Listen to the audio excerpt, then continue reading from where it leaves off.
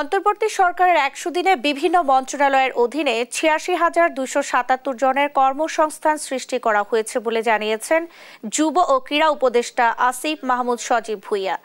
রোববার যুব ও ক্রীড়া মন্ত্রণালয় এবং শ্রম ও কর্মসংস্থান মন্ত্রণালয়ের ১০০ দিনের কার্যক্রমের অগ্রগতি সংক্রান্ত সংবাদ সম্মেলনে তিনি এ মন্তব্য করেন। ১০০ দিনের কাজের রিপোর্টটা আমরা প্রকাশ করলাম।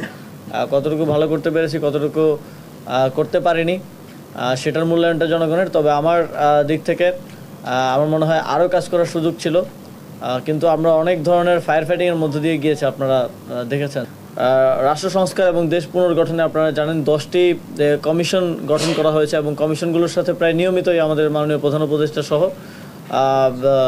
যারা স্টেক হোল্ডার আছেন অন্যান্য তারা কিন্তু নিয়মিত বসছেন এবং কমিশনগুলো নিয়মিত সবার সাথে বসছে। রাজনৈতিক দল, বিভিন্ন সামাজিক সংগঠন, বিভিন্ন নন গভর্নমেন্ট অর্গানাইজেশন এবং সকল স্টেক হোল্ডারের সাথে তারা বসছেন, তাদের মতামত নিচ্ছেন।